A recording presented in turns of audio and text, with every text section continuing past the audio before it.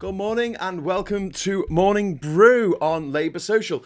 I'm Graham Hughes. Welcome to everyone in the chat there. It is Wednesday, the 7th of June, 2023, and this huge dam in Ukraine, the Nova Kakhovka dam, has been destroyed by the Russians. They're claiming it was the Ukrainians, but come on, let's face it, it was the Russians. I haven't trusted Russian state propaganda since ever. So not a time to start really now. And this has caused incredible problems downstream in Kherson city, in which thousands of people have been evacuated from their homes, which are now flooded.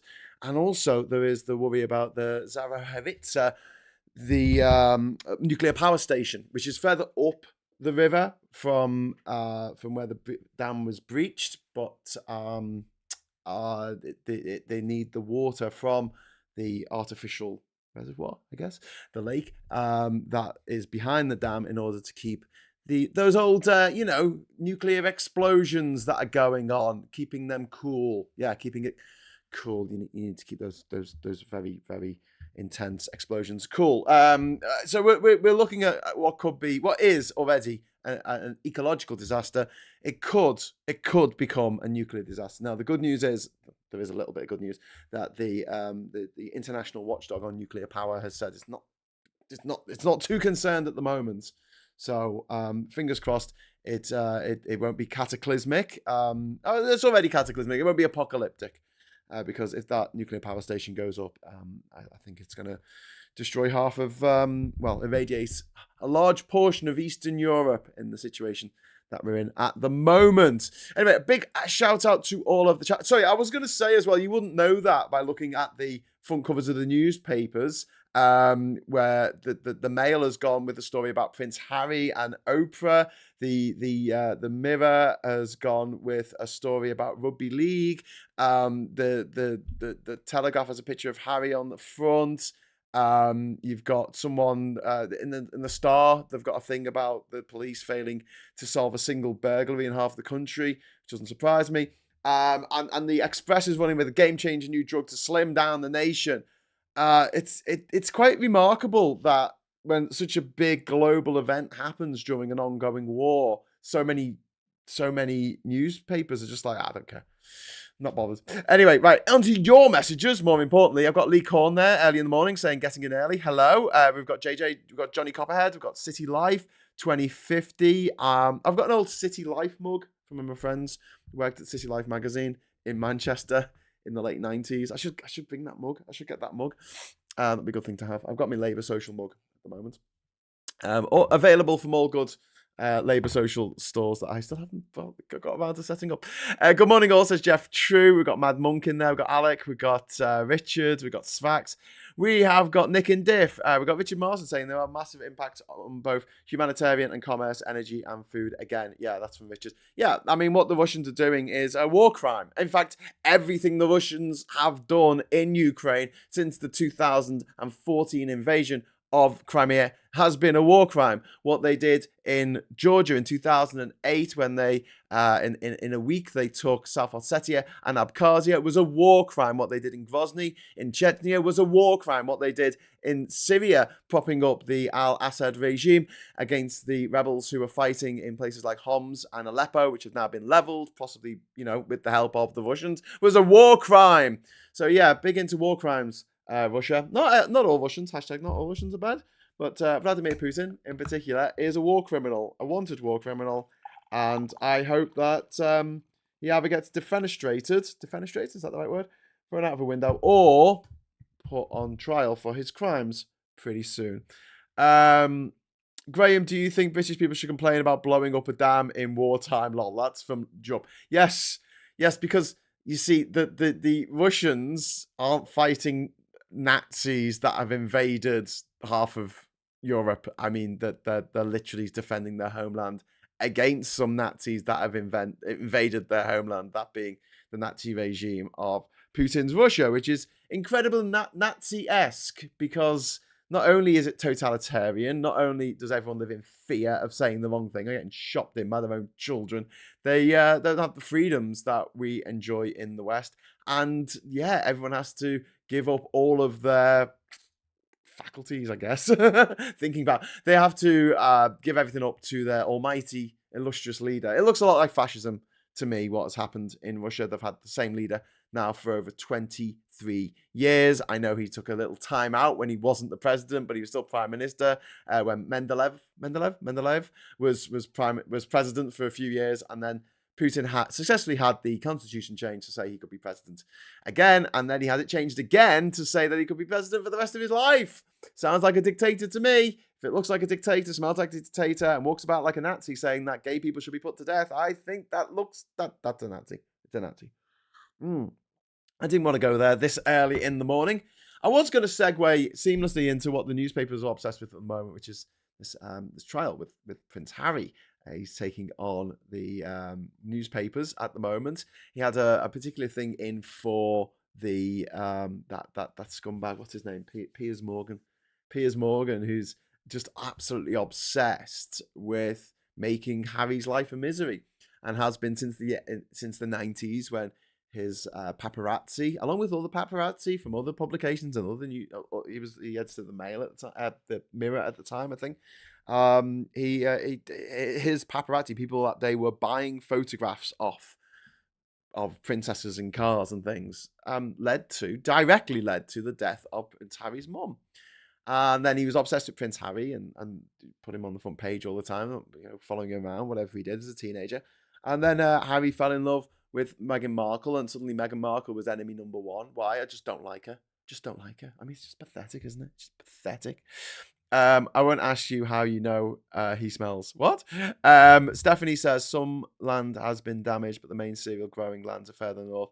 This is a disaster for only a small part of Ukraine. It's a disaster nonetheless, and the Russians have done this to destroy the lives of people in Ukraine. They're like Tories, actually, in some ways. They only know destruction. They know how to destroy things and blow stuff up and cause absolute carnage. You look at what they've done in Ukraine, the war crimes that were committed last year in this blitzkrieg that they attempted, that turned into a traffic jam in the suburbs around Kyiv, like places like Bucha. Just some of the stories coming out of there are things that we thought we had left in the past. Perhaps somewhat arrogantly, we thought that we had left in the dark and distant past, but no, it's happening now on our doorstep in Europe, and it's being committed under the auspices of this half-mad leader, Putin, and his henchmen, and the leader of the Wagner group, which is an utterly vile paramilitary group that has already been, I mean, in other countries like Syria and countries in Africa, destabilizing the place. But part of the destabilization of places like Sudan, that's got Wagner's tentacles in there. So yeah, it's pretty bleak. It's pretty grim. And we've been talking about this counter-offensive. Now look, I'm going to put my cards on the table. I'm no military expert. I'm just going off what I read and what I see. But people have been talking about this counter-offensive for a long time now. This counter-offensive is going to come, and it still hasn't come. It's still not here. Yeah, I guess that they're doing other things, doing this kind of mixed warfare where they've got these Russians who are pledging themselves with allegiance to the Ukrainians. There's two groups, and one of which is led by a neo-Nazi. Not great. Not particularly great, that. Yeah, if his aim is to destabilize parts of Russia and make Russian people afraid that anything can happen at any time, i.e. the drone strike on the Kremlin, which, wasn't successful. It didn't do much. I think it burnt a flag, but the fact that they got that close, I hope that put the willies up a few people in charge in Russia and made them think twice about what they're doing. Johnny Copperhead says Piers Morgan is a disgusting creature. He is. Piers Morgan is making Harry's life a misery to deflect from his involvement in the phone hacking trial. Scumbag Piers Morgan, Penis Morgan. Funny how the papers are slagging off Harry. Wonder why, says Richard Brophy. Well, the other news that came out yesterday is that the Telegraph and the Sunday Telegraph, which is owned by the Barclay family, they don't call them the Barclay brothers anymore because one of them is no longer with us. Oh, the tears. Anyway, the Barclay brother. Apparently the Telegraph group has gone bankrupt. It owes the bank something like £80 million that it can't spend. It doesn't have. So there's a chance that the Telegraph might go the way of the News of the World. And I, for one, would not weep a single tear. I would not shed a tiny droplet of water from my eyes because I hate the Telegraph. It wasn't too bad. Maybe sort of 13 years ago, 10 years ago even. But in the last sort of few years, it has become a disgusting right-wing rag. It's become the mouthpiece for the Tory party. It's had a revolving door policy. It's been giving Boris Johnson £250,000 a year to write a column for it once a week, and money he calls chicken feed. I hate these guys. Arbor Graham, PMCs aren't allowed in Russia. Wagner is technically some kind of cleaning company it merely serves, which would be funny if it wasn't such a serious matter. Yeah, that's why he's making videos of himself. The leader of Wagner is standing there in front of all these dead people, his troops, saying, "Oh, I need more weapons to kill Ukrainians." Yeah, he's just a cleaning company. Shares Exact 32, Article 56 of the Geneva Convention. Works on installations containing dangerous forces, namely dams, shall not be made the object of attack. Yeah, I think that the Russian army and the Russian mercenaries have left the old Geneva Convention behind a long time ago. Jupe says, Graham, you should read the dehousing paper, the memorandum that outlines British strategic bombing during World War II. Destroying the dam is the same tactic William of Orange used against Louis XIV, but the circumstances are quite different. Lee says, talk is that the Ukrainians are making probing maneuvers into the Russian lines to find weak points to exploit. And Scoopum says, and the Austrian branch of the family is still sore about the First War. Indeed. Jagged says, even in my college days, decades ago, the Telegraph was nicknamed the Tory Graph. Yeah, my English teacher used to call it the Tory Graph. I mean, it's always been affiliated with the Tory party, but it hasn't reached the levels of swivel-eyed lunacy until fairly recently. And what it is, it tries to get this impression of like quality to it, when it really has no quality at all. It is just a copy of the Sun with longer words. For people who probably did all right in school, rather than people who did absolutely disastrously in school, they're the people who read the Sun. The Guardian does lead with environmental disaster, floods hit Ukraine as damage destroyed. But yeah, and the Eye does as well, give them the credit, and so does the Financial Times. This is the Financial Times actually leads with a story about this, where it's saying Russia sets off environmental bomb, in inverted commas, by breaching dam. This is the claim from Zelensky, and residents oh no, pressed the wrong button. Damn it! It's disappeared off my screen. Very professional game.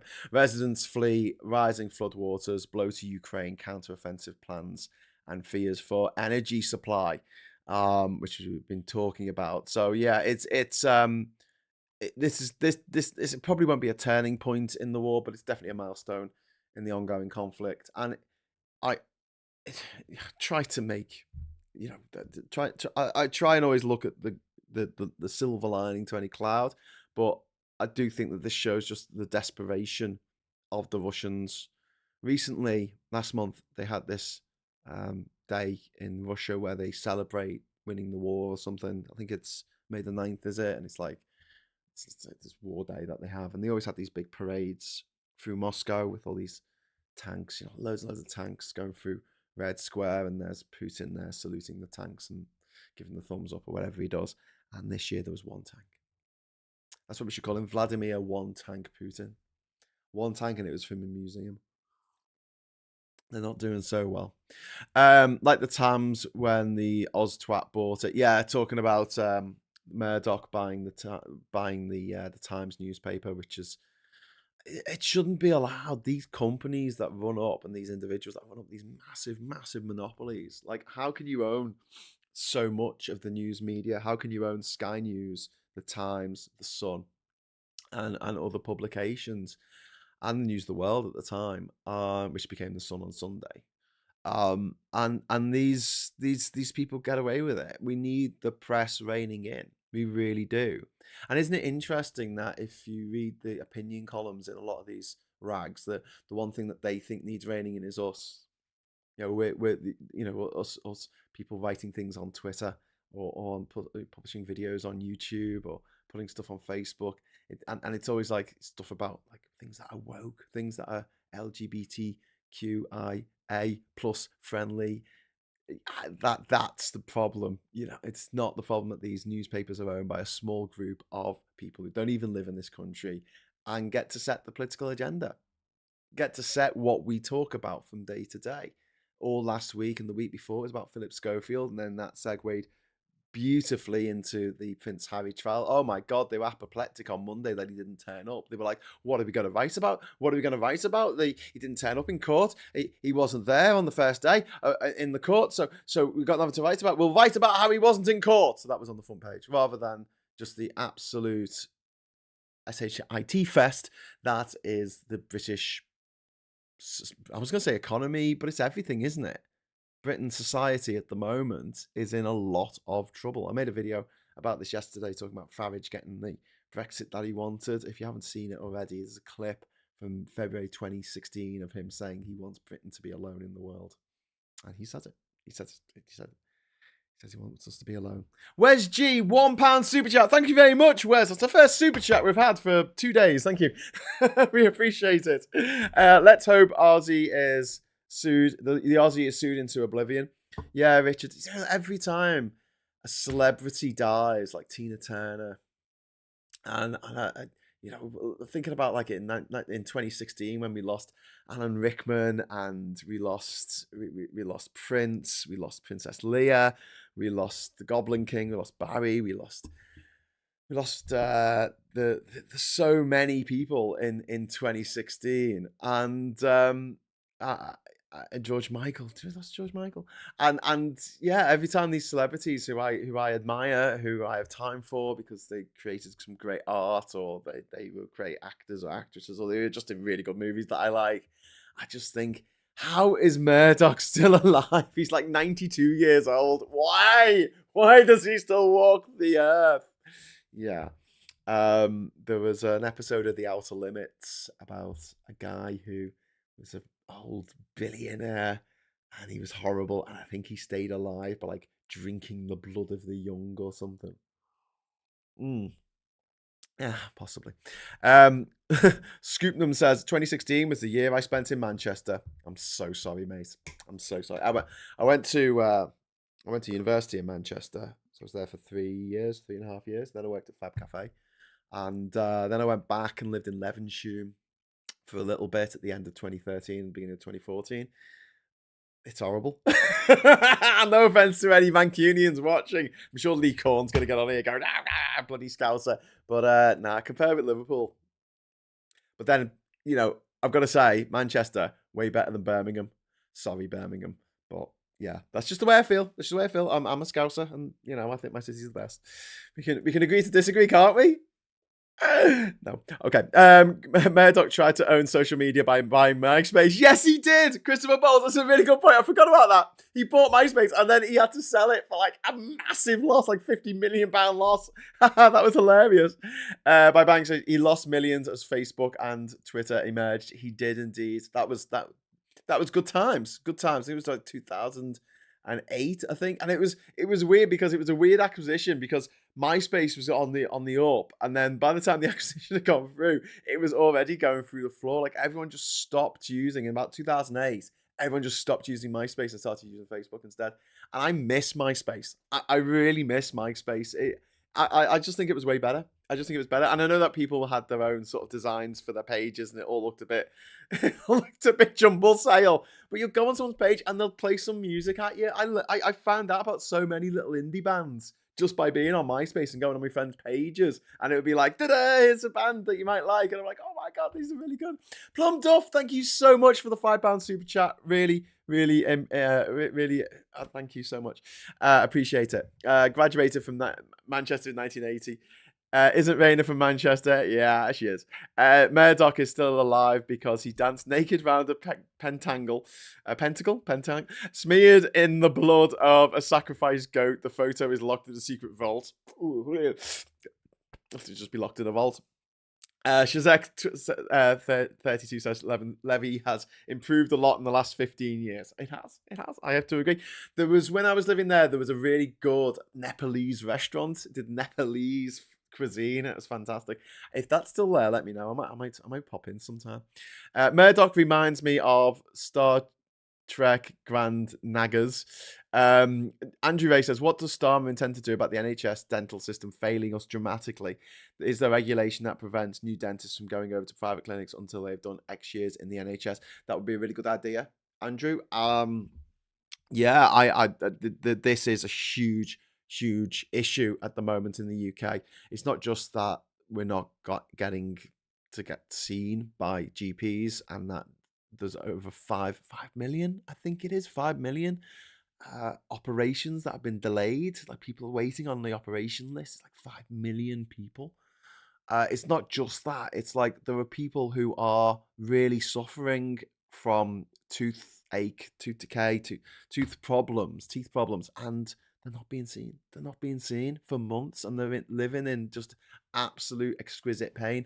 Don't forget, in the movie Marathon Man, Laurence Olivier tortures what's his name, Dustin Hoffman, in that movie by drilling into his teeth, because it's one of the most painful things that you can possibly endure.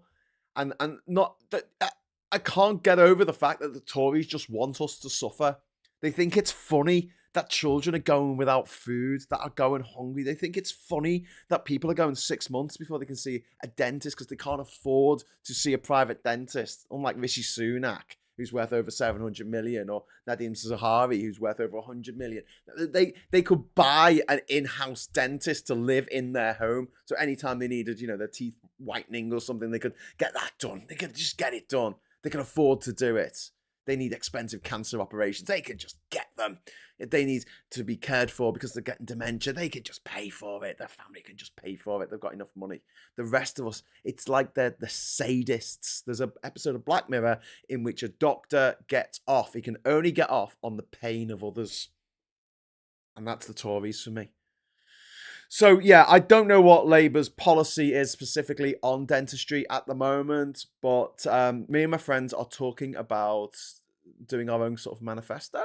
Not an official Labour manifesto, but like the way that a bunch of Tories got together and they wrote something called like Clear Blue Water or something, and it was a spec, what was it called? Like a manifesto, but not an official manifesto. One of them. There was also one that some Tories wrote, like Liz Truss and that, didn't they, about abolishing the NHS.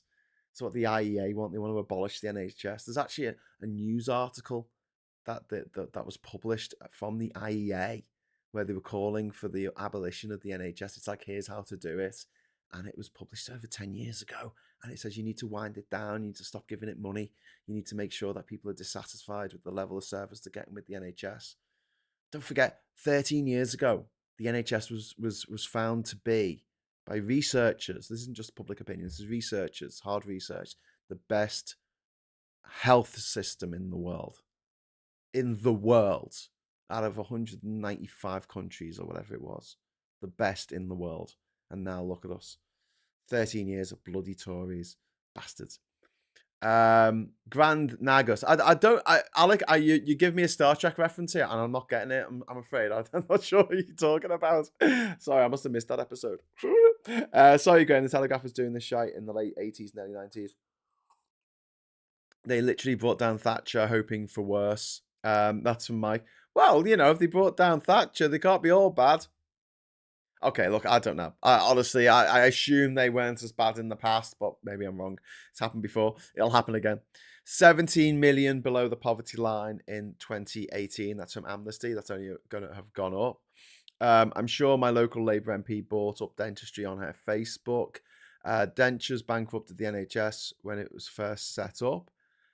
Seek equality and freedom, not equality in oppression. That's from Noam. Was that something that was said by the Irish commentator, Fergal? I forgot his name now. He wrote the book about like Britain's magnificent failure, like Brexit. Really good writer from Ireland. Apparently, we're poaching Ghanaian nurses, which is hurting Ghana.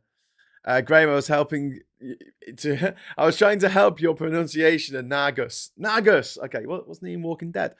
What are those figures now? I'd like to know. The Ferengi. Oh, I know who the Ferengis are. Okay, yeah, that makes sense.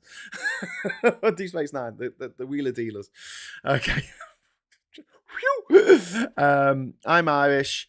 We don't have a military. Who the F do you think is coming? Your government is the military bully. That's from Noam. Yeah. Listen, I couldn't agree more. We're part of NATO, and one of the things in NATO is that an attack on one is an attack on all of them, an attack on all of us. So I don't really understand the point of having, say, the Trident nuclear system, nuclear submarines, when they cost over £100 billion, and we don't really need them. I mean, if it all did kick off, then America is obligated by its membership of NATO to come to our side, and they've got like 100 times more nuclear weapons than we do. I don't really. It's one of those things where Britain's like, yes, we're standing proud in the world. We have 6 nuclear warheads, and you're like, oh, okay, I don't know how much that's going to do. But okay, and it's not really fair on the people in Scotland, people in Faslane, where the nuclear subs come into dock when they're not out at sea. But it's a lot of money. It's a lot of money, but not as much as the Americans spend on their military, which is off the charts. Like America spends, I think it's 50 cents in every dollar in tax goes to the military. They're socialized military because it's like socialism because it's all paid for by the taxpayer. Funny that, indeed. Fergal Keen. I think that's him. That's him. No, it's not. It's not. I'm thinking of somebody else. I am thinking of someone else. But yeah.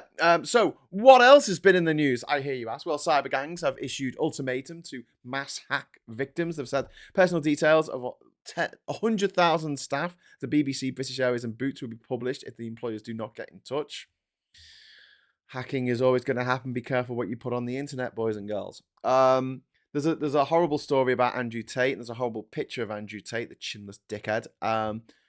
Anyone who thinks that man has anything to say clever about anything is an idiot and should, that's a red flag. It's a red flag right there. Get away from them very, very quickly. Women don't go for people like Andrew Tate. Do you know what I mean? It's a bit of a lie that they like to make up. If you want to get a woman, you want to go to the gym and be horrible to her. Yeah, you might pick up in a bar for a few hours, but you're not going to get a long-lasting relationship out of disrespect. It just doesn't work that way. We don't live in the Elizabethan age. Fintan O'Toole, that's the one. Colin, thank you. Was it not Fintan O'Toole? Yes, it was Fintan O'Toole. Thank you. He's the guy. You'll be happy to rely on a US ally when it could be a run for second time by a Putin synthesizer. Shit. Sympathizer. Got there in the end. Good point, Vince. Good point. Well made. I'm not going to argue with that. Yeah. Okay. Yeah. If the Republicans get in the next election, which hopefully won't happen, but if they do, then we are we're in a situation where you will have a Putin sympathizer in the White House, whether it's Trump or DeSantis. That's scary, isn't it? That in the world that we live in at the moment, having the leader of the US, like the British politicians are freaking out about the fact that China might come in on the side of Russia, and I'm thinking, well, what about the US? Is anyone going to mention the US and how dangerous that would be? So many of the young lads at work listen to Andrew Tate, and that worries me. This is Eddie Tate. Yeah, it is just. It is just,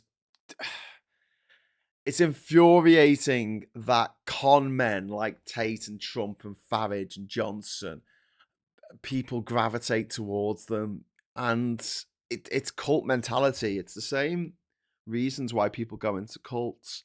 One of the interesting things that they found out when they'd done studies into cults is, first of all, they're all Californian. But apart from them all being California, for some reason, California people just love cults. Secondly, it wasn't stupid people necessarily who went for cults as much as college graduates, for instance. Like people who were smarter, who went in for cults and conspiracy theories. They tended to be able to justify, because they were smart enough to justify their lunacy that they believed in the aliens were going to come down, or that Andrew Tate is a really good example of how to live as a man in the 21st century. And it's one of those weird things. It's got nothing to do with intelligence, and it's more to do with people's need to be part of something, to be part of a society, to be part of a group. And you see this when people say things like, "I eat meat," and you're like, "Well done." Yeah, but I want you to know that I eat meat. And I'm like, okay, it's great. And they put things on Facebook, like going on about how they eat meat. And I'm just looking at it going, really? I mean, I don't really get that. Okay, you're not a vegetarian. You want a bloody award. Or people who say they've never seen Star Wars. That always winds me up. Not that they've never seen Star Wars. That's fine. But using it as some kind of flex. Using it as like, hey, check me out. I've never seen Star Wars. To which the response is, oh, okay. My point to that is always like, I think at the end of my life, I'm going to be looking back with fondness, reminiscing about the things I did rather than the things that I didn't do. Oh, God, I'm so glad I didn't do that thing. I'm so glad I didn't go and see that movie at the cinema. I'm so glad I didn't see that band live. Phew. I dodged a bullet there. I really did.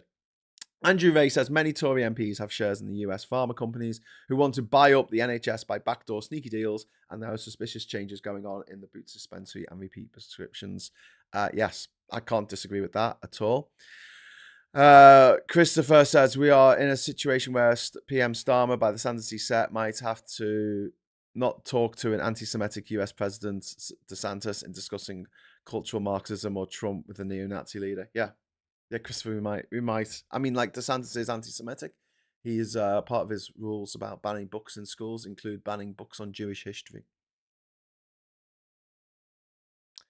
Yeah. Con artists tell people what they want to hear. Reality hits after they get their money. Yeah. People who listen to Tate are just the same scumbags who in the past kept quiet about their nastiness and the danger they pose to women. The masks are off now. It's the only difference. Well, yeah. I mean, in a way, I guess sunlight is the best disinfectant. And now we know who they are because they brag about it on social media. All they'll tell you. And you can make sure that you don't go anywhere near them. And he says the pickup artists' methods that Tate and his ilk users are grooming, conditioning people to manipulate them. Absolutely. But one of the things that there was someone talking about the fact that a lot of the celebrities that women obsess over are people like Jack Black and Benedict Cumberbatch and Idris Elba, and not people who are necessarily, built like Adonises or, young, athletic. Keanu Reeves, I know he's good looking when he was younger, but he's pushing 60 now. I know he's still doing action movies, and respect for doing that, but like, he's pushing 60 and women are like, oh, I really like him. So the idea that it's all to do with physicality and nothing to do with personality it's a childish view of the world. It speaks to me of Arrested Development, not the TV show, but actually just not growing up, where you have a child's brain in an adult body, a child's point of view, I should say, in an adult body. DeSantis is polling something like 30 points behind for Trump for the nomination. Yeah, but he can still do some damage to Trump, which is good in a way, because he can slag off Trump, which needs to be done. But also, hasn't Pence entered the race as well? If Trump doesn't win, he'll split the vote by running independent. I'm sure he will. Rob DeSantis or Ron DeSantis. I like both. I'm always baffled by Andrew Tate's advice: how to get a woman who is so superficial that the amount of muscles matter to her and let me verbally abuse her. Who would want that? Yeah, and then there'll be someone who comes along with bigger muscles who verbally abuses her worse, and obviously she'll go off with him. So great. I can understand Cumberbatch with his cheekbones. Yeah, but he's not like a gym bunny, is he? I mean, he's not like, yeah, check out my guns, baby. Yeah, I think women, not all women, but a lot of women are really more enthusiastic about someone's personality. I don't. Most of the women I know aren't that shallow that they just go, "Oh my God, he's got big muscles and he treats me like shit. I love him." Yeah, I just don't hang out with that type of person. Maybe. Wrong DeSantis says words which I really like. Right, I'm gonna have to wrap up. It is 7 minutes past 10, so I'm gonna go, but I will return at 12 o'clock for Prime Minister's Questions. Rishi Sunak, I think, is flying out to America after Prime Minister's Questions today. I think he's going to go and meet with President Biden for like the 4th time. Hopefully Biden will remember who he is and get his name right this time. Yeah, Britain, standing on its own 2 feet. Do you remember back in January 2017 when we saw that horrible sight of Trump and Theresa May walking hand in hand through the rose garden of the White House? Yeah. Was that the same rose garden that Trump's horrific wife dug up? Because, anyway, today's PMQs is Rayner versus Dowden. Okay, so obviously Starmer has, Rishi Sunak already has gone to America then. So it's going to be the battle of the deputies, Rayner versus Dowden. Both of them went to comps. So, you know, that makes a refreshing change from the private school banter that we normally have to put up with. So I'll see you at 12 o'clock for Deputy Prime Minister's Question Times.